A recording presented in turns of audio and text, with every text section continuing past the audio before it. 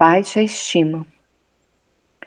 A criatura materialista precisa crer que é superior para compensar sua crença na insignificância da existência ou na falta de sentido em que vive.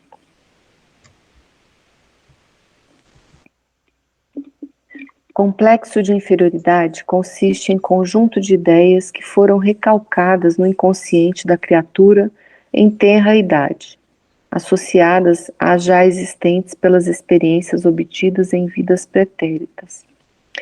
Ele age sobre a conduta humana, provocando sentimentos gratuitos de culpa, excessiva carga emotiva relacionada a pensamentos de baixa estima, frequente sensação de inadequação e constante frustração em decorrência da desvalorização da capacidade e habilidade pessoal. Para melhor entendimento de nossas considerações, definiremos o termo recalque ou repressão como um processo psíquico através do qual recordações, sentimentos, ideias e desejos inaceitáveis ou desagradáveis são excluídos da consciência, permanecendo apenas no inconsciente. Alfred Adler, austríaco, um dos grandes nomes da psicanálise, médico, psiquiatra e psicólogo renomado, elucidou: subentendemos que atrás das atitudes daqueles que se apresentam perante os outros com uma postura de superioridade é possível a existência de um sentimento de inferioridade. Segundo a psicologia adleriana, cada pessoa possui um estilo de vida. Esse estilo é que motiva o indivíduo através de impulsos sociais a buscar o seu natural desenvolvimento e aperfeiçoamento. Na teoria de Adler, o estilo de vida forma-se na primeira infância e quase não se altera depois. Ele dizia que a maneira pessoal de um indivíduo se comportar, de se vestir, de se expressar ou de falar, ou melhor, sua forma de ser, era a consequência desse estilo adotado. Concordando em parte com essa teoria, gostaríamos de acrescentar que o somatório dos múltiplos estilos de vida vivenciados nas diversas existências da alma humana, adicionado ao da infância atual, forma a real motivação que vai gerar novas ações e atitudes. Somos, portanto, nós mesmos que criamos nossas experiências, podendo assim modificarmos ou não os padrões de nossa vida. Em muitas ocasiões, as pessoas tentam compensar esse sentimento de inferioridade, adotando formas de viver em que exageram e exaltam a própria personalidade. Tendência à arrogância, delírio megalomaníaco, preferência pela ostentação fazem parte do cortejo daqueles que possuem uma interiorizada depreciação de si mesmos. Todos nós acolhemos em nossa intimidade não apenas crenças individuais, mas também as que nos foram transmitidas pela família e pela sociedade em vários níveis. Desde um gesto, um olhar ou uma expressão corporal, até formas de conduta ou de verbalização. Todos nós assimilamos as crenças alheias através de uma comunicação que poderíamos denominar de contagiante. Muitas almas, devido à sua imaturidade espiritual, deixaram-se contagiar por crenças materialistas no decorrer dos séculos e nos diversos lugares onde viveram. Aceitaram as doutrinas filosóficas que defendem o ceticismo e que atribuem como causa ou origem da vida as propriedades íntimas da matéria. São as crenças do acaso, que atribuem a tudo um acontecimento fortuito ou aleatório. Na parte 1 do capítulo 1, questão 8, do Livro dos Espíritos, encontramos que seria um absurdo atribuir a formação primária a uma combinação fortuita da matéria, ou, por outra, ao acaso. A harmonia existente no mecanismo do universo revela um poder inteligente. O acaso é cego e não pode produzir os efeitos que a inteligência produz. Uma casa inteligente já não seria acaso.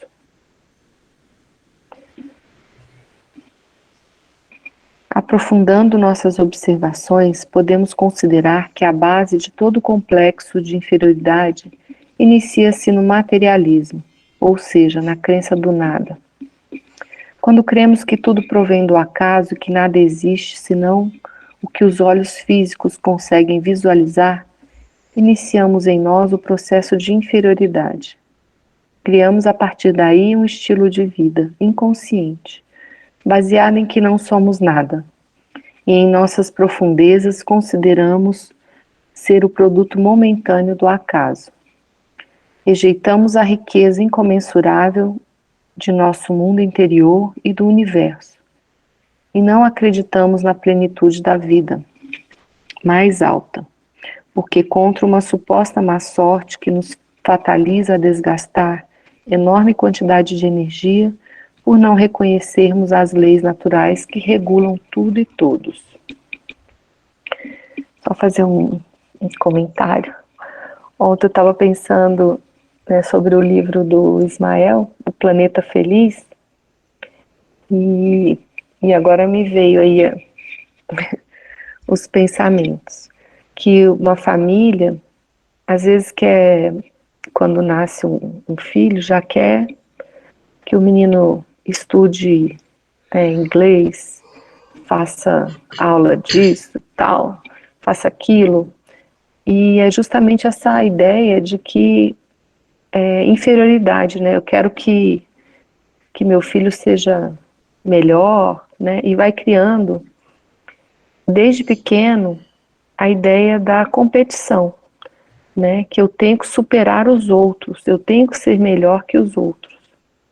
E o que acaba acontecendo é que, principalmente quando é criança, quanto mais cedo você começa a ensinar, a fazer coisas, assim, levar coisas concretas, né, e não a criatividade, você limita essa capacidade natural, né, que a criança tem.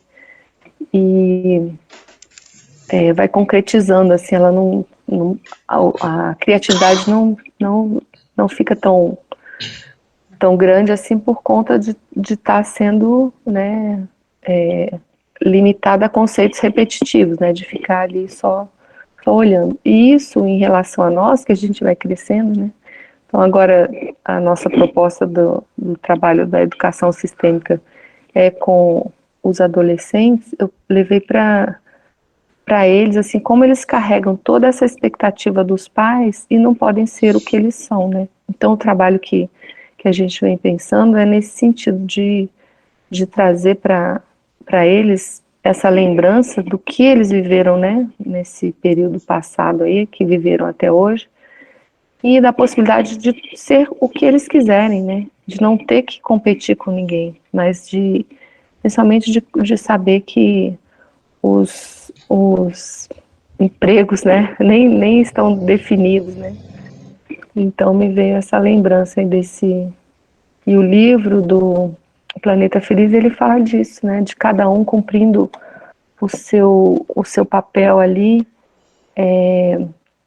onde ele mais se sente capaz, onde ele mais sente prazer, onde ele mais, né, pode estar feliz, né, ajudando, né, o todo. Então, me veio essa lembrança. Eu achei muito interessante quando ele vinculou a baixa estima diretamente com a falta da crença, né, para a gente num futuro, né? Que ele ligou isso muito com a materialidade do não crer que existe algo além dessa vida material, né?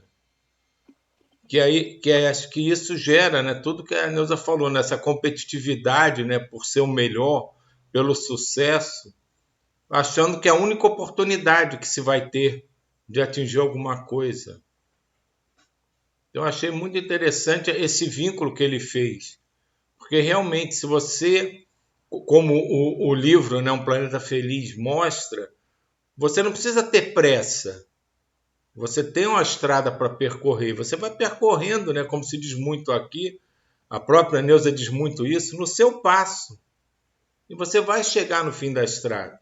Mas se você não acredita que a estrada continua, que ela não tem fim, você tem poucas coisas a se importar. Então você vai se importar com o que você está vendo, com o que você está palpando, com o que te dizem, com o que o mundo te mostra. E a gente tem um mundo que é extremamente competitivo. Tudo que nos envolve aqui gera algum tipo de competitividade, ou por sucesso material, ou por sucesso profissional. É sempre uma ascensão ligada diretamente ao que a gente vê e palpa. E é muito complicado você modificar essa forma de pensar da maioria da humanidade sem tentar passar a eles essa crença de que não acabou aqui, que a estrada é muito maior do que se imagina e é infinita.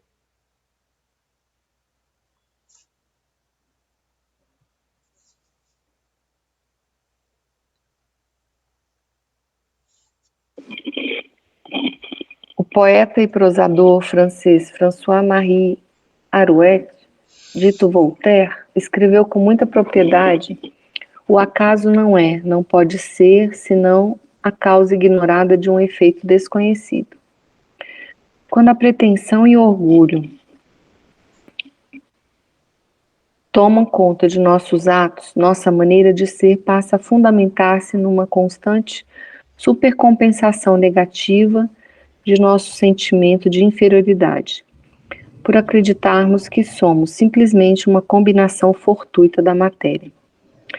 A criatura materialista precisa crer que é superior para compensar sua crença na insignificância da existência ou na falta de sentido em que vive. O ser espiritualizado acredita que não é pior nem melhor do que os outros, porque percebe e age com seus sentidos voltados para a eternidade, e sabe que cada pessoa é tão boa quanto pode ser, conforme seu grau evolutivo. No entanto, o materialismo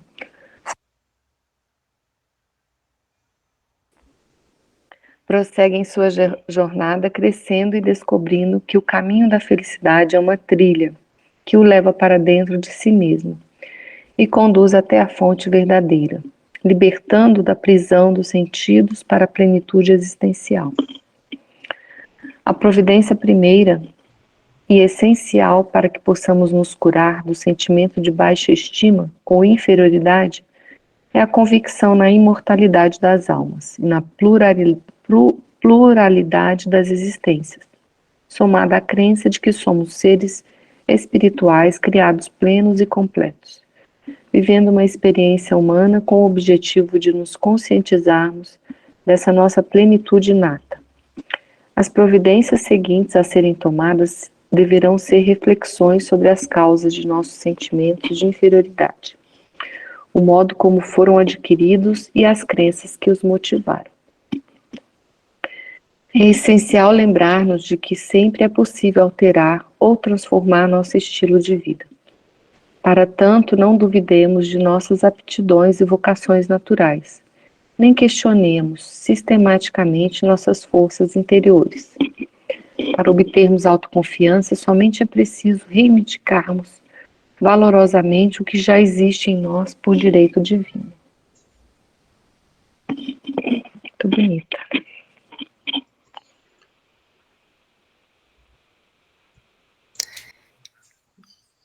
Olha, esse livro ele sempre trabalha, né, um determinado tema, conectando em aspectos que pelo menos eu não tinha percebido. E essa da baixa estima com a visão materialista, eu achei super atual, porque realmente quando não se tem uma visão espiritual, quando a vida é só aqui, é só essa materialidade, se torna uma luta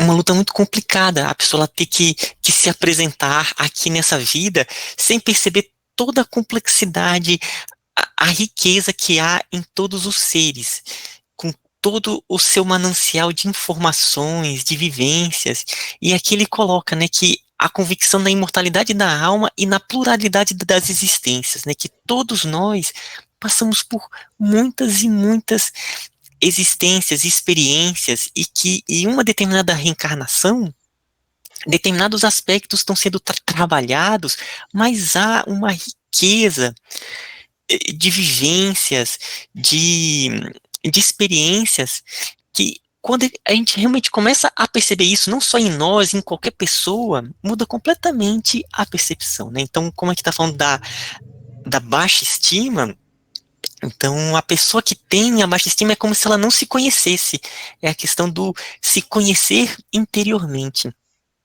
Achei muito bacana, e levei isso um pouco para o meu trabalho, né? A academia é um local muito cheio também de baixa estima e pessoas ali procurando se apresentar como muito superiores.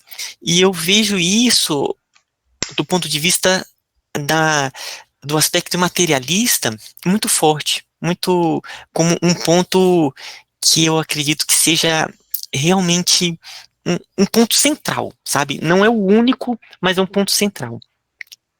E só para finalizar, eu adorei também essa parte quando ele fala aqui, as providências seguintes, ou seja, depois que a pessoa percebe que tem todo aquele potencial, aquelas vivências, que é uma riqueza imensa, que, né, que somos filhos do divino juntamente com todos os seres, essa parte quando ele fala aqui, as providências seguintes a serem tomadas deverão ser reflexões sobre as causas de nossos sentimentos de inferioridade, um modo como foram adquiridos e as crenças que os motivaram.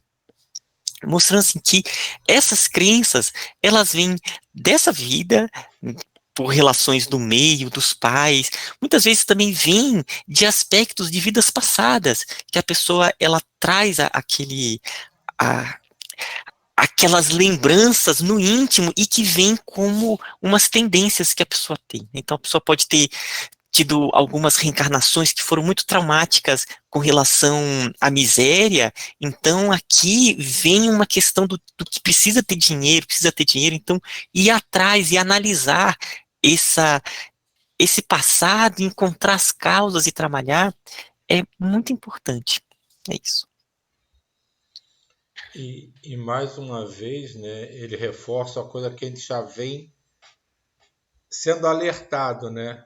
Que eu até grifei aqui, no último parágrafo é lindo, mas ele termina com o que já existe em nós por direito divino, né?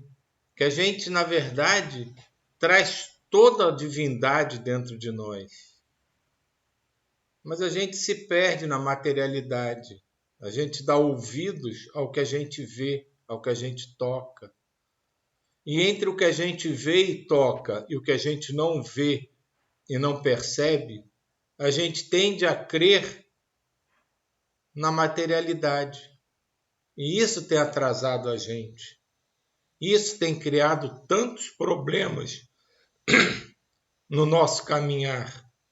E isso gera todas essas dores na alma que a gente vai lendo gradativamente, descobrindo novas formas de encará-las, porque aqui nesse livro elas são colocadas levando-se em consideração a espiritualidade, coisa que a humanidade normalmente não faz. Ela coloca em primeiro lugar a materialidade. Então, com toda essa evolução, todo esse processo, provavelmente esse livro se tornará inócuo, desnecessário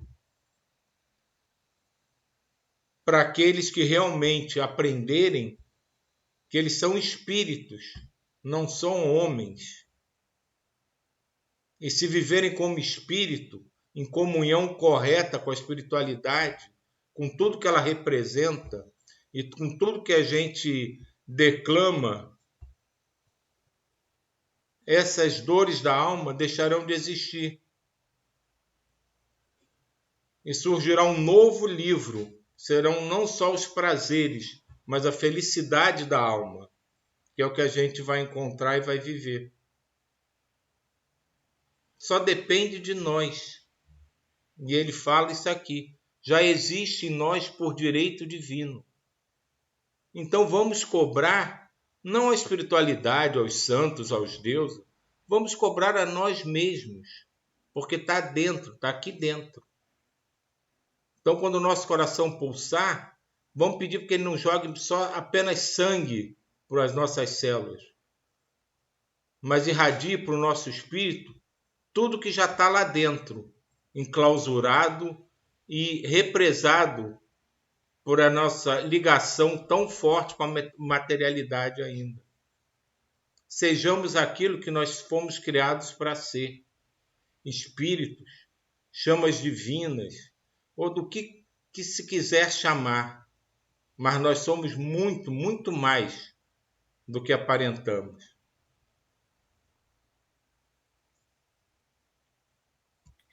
Eu acho assim, é uma luta. Eu lembro muito da Neuza, que aí vem aquilo, tá tudo certo, tá tudo tá certo, né? Porque, assim, a gente vê dentro das nossas casas, né? A gente vê assim, quando você tem vários filhos, que o Ismael falou, você pode ter vários filhos, a educação dos pais, mesma educação, cada um responde àquela educação de uma forma diferente. E eu acho que tem a ver com o passado, né? Por exemplo, um pai, às vezes, pode ser de uma maneira X, e um filho fica com baixa autoestima. O outro vem e aquilo não abala, aquilo faz ele ser mais forte. Então, deve realmente ter uma existência, deve, não, com certeza. Tem coisas muito anteriores que fazem que isso aconteça, né? Porque a gente vê dentro das famílias, cada um, ainda mais quando uma família é muito grande, a gente vê como se responde, cada um responde, né? Uma mãe fala X para um X. Cada filho entende aquele X de uma maneira e aquilo é levado para o resto da vida, às vezes, né? E tudo. E eu acho que é o estágio de cada um mesmo, né? E depois a gente vai passando pela vida e depois você vai ficando mais velho e a gente vai vendo as coisas, né, com uma maneira mais sóbria, menos assim, aguerrida, a matéria, né? Alguns, né? Mas eu acho que vai chegando uma certa idade que a gente vai vendo isso. Mas a sociedade, eu acho que esse estágio que a gente está para viver a experiência mesmo, né? Porque a sociedade toda cobra da gente essa baixa autoestima. O tempo todo é colocando as pessoas para baixo, assim, de certa forma. É um medo. Nós somos. A gente vive com medo. A televisão, tudo gera medo na gente. Medo. Tudo é uma égide do medo, é tudo. Por quê? Porque se vende mais. Porque tudo isso, a infelicidade vende mais. Né? Uma pessoa infeliz, ela compra mais coisas. Uma pessoa que não está segura, compra mais coisas. Então, uma pessoa segura não precisa de muita coisa. Uma pessoa segura não precisa de N roupas, N sapatos, N não sei o quê. Ela não precisa. Estou falando de coisas bem basiquinhas mesmo, né? Não estou falando nem de... Mas então a gente vai vendo que... Aí, de repente, você fica mais velho, você vai começando a limpar isso, eu acho, né? Os jovens, alguns conseguem, outros não. Mas é um estágio, eu acho, que a gente está vivendo. E por mais que a gente tente até mostrar para os, vamos dizer assim, nós que temos filhos, né? A gente tente, né, levar alguma coisa, eu acho que seja uma semente, talvez, né? Mas mais para frente, eles são envolvidos por essa coisa dessa sociedade, desse momento, desse estágio que a gente está, né? Não sei. Cada vez mais é o trabalho da gente, com a gente mesmo, não tem muito como a gente fazer pelo outro nesse sentido, e ser como exemplo, talvez, né? Não sei. É interessante isso que você estava falando também, e também com relação ao texto, Eu estava vendo um filme esses dias e aí falava sobre doença mental. E o psiquiatra, um garoto vai falar, mas ela vai sair toda a namorada, né? Falando que ela saía muito arrumada, muito, com roupas muito chiques, digamos assim, para a gente. E ele falando com o psiquiatra, né? E o psiquiatra ia e falava assim, não, isso é a baixa autoestima dela. Ela precisa mostrar uma coisa material para aquilo que ela não tem dentro dela mesma. Mas, na verdade, ela tem, ela só não enxerga, né? E aí, falando da baixa autoestima. E ontem eu estava vendo uma analogia de um palestrante falando também sobre a baixa autoestima. Ele falando que como que você quer ajudar alguém se você não se ajuda? Como você consegue passar o amor ao próximo se você não tem amor a si mesmo? Então, antes de você querer ajudar o outro, se ajude. Não é um ato egoísta, é um ato de amor, porque você não consegue transmitir amor se você não tem amor para você mesmo. Que tipo de amor é esse que você vai transmitir, se você não gosta de você mesmo? E eu achei interessante, e veio bem interessante, porque hoje, falando sobre esse texto, né? É isso. E essa questão que a Diva falou também foi bem um propósito, né, do trabalho que a gente faz também nas constelações, né, que é justamente da família, né, muitas vezes esse sentimento de um filho de outro, ou colocando a culpa no pai, na mãe, né, reconhecer não é reconhecer, é uma vivência mesmo, né, eles têm a oportunidade de viver a situação, reviver essas coisas do passado, descobrir de onde veio esse sentimento, né? Às vezes dos ancestrais, né, como o Ismael falou, e enxergar que todas as possibilidades, né, se fazem presente no momento atual. E só agradecer pela vida, pela oportunidade, né, compreender o pai e a mãe nem sempre como culpados, né, que algumas vezes, muitas vezes, né, porque dentro das famílias, principalmente é onde a gente tem mais convivência, onde tem mais possibilidade de trabalho, né. Então isso que fala que cada um reage de uma forma e tudo, e um pode aprender com o outro, né, descobrir que eu nasci ali naquele meio, porque cada um tem uma forma de contribuir e nós todos temos que seguir juntos, né? Entender esse processo e irmos juntos. Então é bonito isso quando você não sente mais raiva, outros sentimentos em relação, né, a um pai que abandonou, a um que foi duro, mas sente gratidão pela oportunidade da vida e pela possibilidade de estar aqui hoje, né, e fazer o melhor com o que nos foi dado, né. Já tive alguns estudantes, né, falando, não, porque minha família é isso, aquilo. Eu falo, mas olha a pessoa que você se tornou. Talvez se você não tivesse tido esse campo tão árido, você não teria, né, essas raízes tão profundas, né, como a Caatinga aí, né, falando. Então, a gente enxergar essa possibilidade da vida que é sempre um presente. Coloca a música.